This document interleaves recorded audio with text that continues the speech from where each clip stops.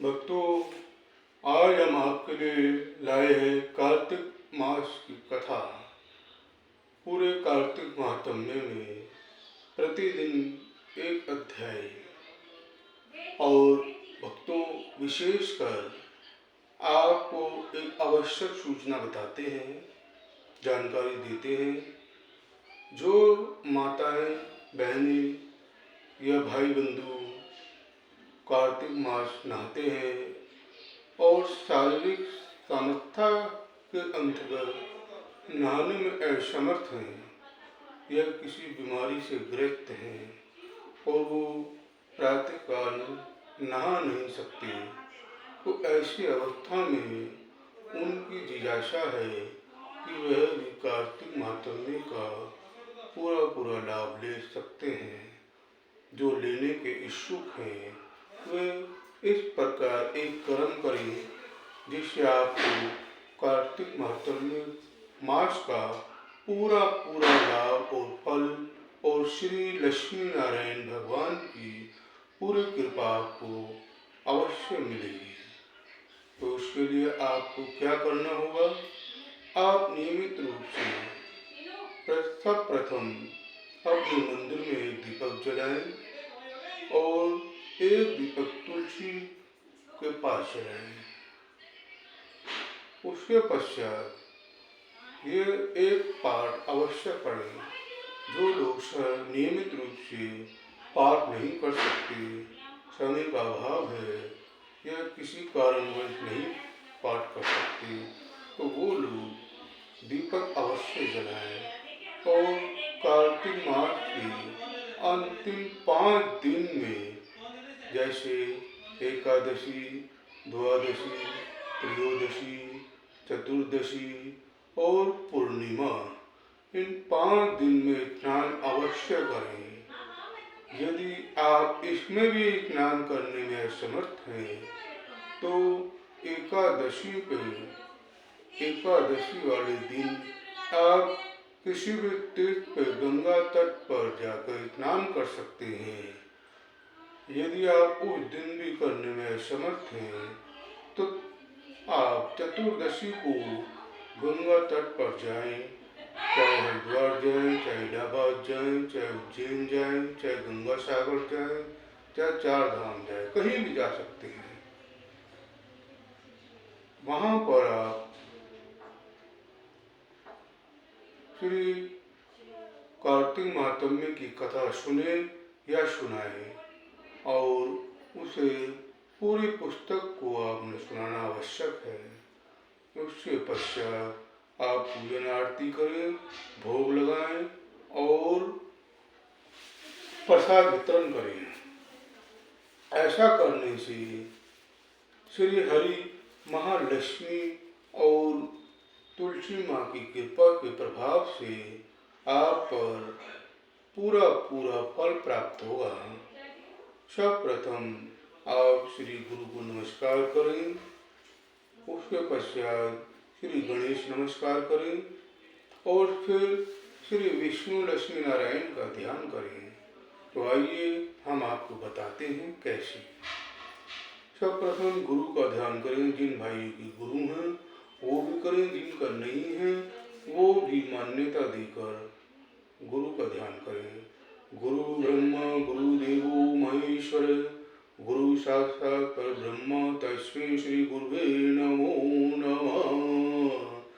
अखंडानंद बोधाय शिष्य संतापहारिणी सच्चिदानंद रूपाय, तस्मै श्री गुरुवे नमो नमः। ओम श्री सद्गुरु परमपिता परमात्माने परमेश्वराय नमः। सिद्धि सिद्धि के दाता, विघ्न हर्ता, संकट हरण, मंगल करण, गौरी पुत्र श्री गणेशाय नमो नमः। विष्णु ध्यान। शांताकारं भुजंगशयनं वन्दनामं चूड़ींचं, विश्वधारं गगनचन्द्रकं वेदवरुण शुभंगं, श्रीलक्ष्मीकान्तं कमलनयनं योगीन्द्रधारणगम्यं, स्कंद विष्णु भवभयं सर्वलोकैकनाथम्। ओम श्री विष्णुवे नमः। ओम नमो भगवते वासुदेवाय नमः। ओम नमो नारायणाय नमः। तो भक्तों, इस प्रकार आप ध्यान करेंगे। उसके पश्चात कार्तिक महात्म्य की कथा प्रारंभ। जय श्री हरि। कार्तिक महात्म्य का पहला अध्याय। तो आइए आप ध्यान पूर्वक परिवार सहित सुनिए।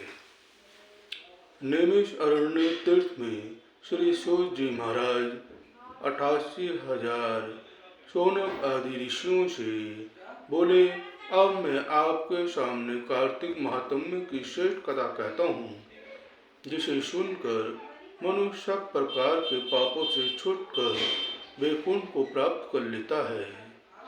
सूत जी ने कहा, श्री कृष्ण जी से आज्ञा लेकर नारद जी के चले जाने पर सत्यभामा प्रसन्न होकर श्री कृष्ण से बोली, हे नाथ, मेरा जीवन सफल हो गया। मेरे पिता माता भी धन्य है, जो आपकी 16,000 रानियों में मैं अत्यधिक प्यारी हुई।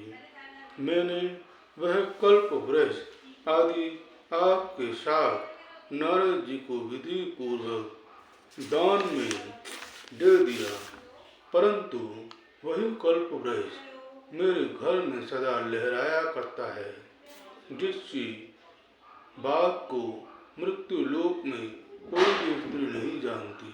हे स्वामी, अब मैं आपसे पूछना चाहती हूँ, तो विस्तार पूर्वक कहिए, जिसे सुनकर मैं अपने हित कार्य करूं, जिसके करने से कल्प पर्यंत भी आप मुझसे विमुख न हो। सूत जी कहने लगे, सत्यभामा के ऐसे वचनों को सुनकर श्री कृष्ण जी हंसते हुए सत्यभामा की बाह पकड़कर कल्प वृक्ष के नीचे गए और बोले, हे प्रिय, 16,000 स्त्रियों में से मुझे तुम प्राणों के समान प्यारी हो। तुम्हारे लिए देवताओं और देवराज इंद्र से भी मैंने विरोध किया था। उस महा अद्भुत वार्ता को सुनो। सूत जी बोले, एक दिन श्री कृष्ण भगवान ने सत्यभामा के साथ गरुड़ पर सवार होकर इंद्र लोक से जाकर कल्प वृक्ष मांगा। तब इंद्र के न देने पर गरुड़ का इंद्र से घोर युद्ध हुआ था। हे प्रिय, जब मैं तुम्हें हर चीज दे सकता हूँ, हर एक कार्य पूरा कर सकता हूँ, तो क्या तुम्हारे आश्चर्यजनक प्रश्न का उत्तर न दूंगा?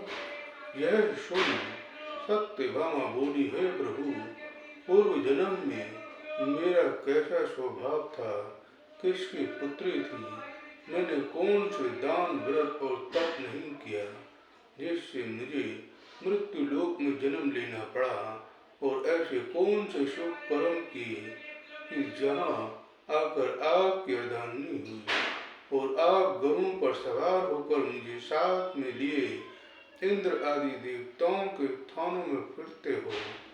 तब भगवान बोले, हे कांते, तुम पूर्व जन्म में किसकी पुत्री थी, कौन से पुण्य और व्रत आदि तथा शुभ कार्य तुमने किए थे, वह सब कहता हूँ।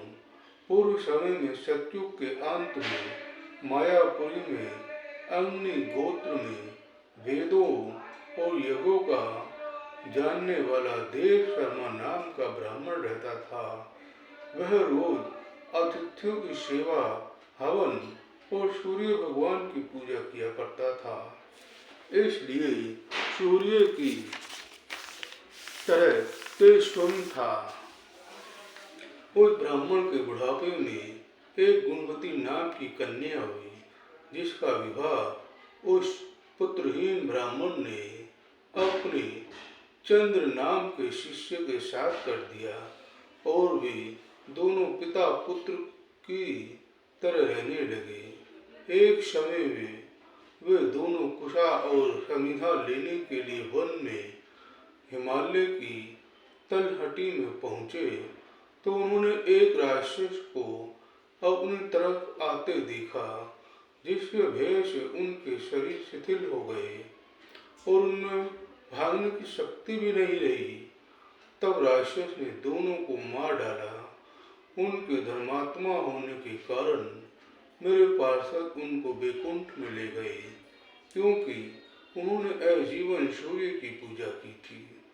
इसलिए मैं दोनों पर अति प्रसन्न हुआ। जब वे दोनों विमान पर चढ़े हुए सूर्य के समान तेजस्वी रूपवान चंदन और माला धारण किए हुए वैकुंठ में आए, तब मेरे पास द्वितीय भोगों के भोग भोगने लगे। जय श्री हरि, जय श्री हरि, जय श्री हरि, जय जय प्रभु श्री हरि। श्रीमन नारायण नारायण हरि हरि, श्री हरि हरि, श्री हरि हरि। तो भक्तों, ये आज आपका कार्तिक महात्म्य का प्रथम अध्याय संपन्न हुआ। अगला वीडियो में हम आपको द्वितीय अध्याय सुनाएंगे। जय श्री हरि।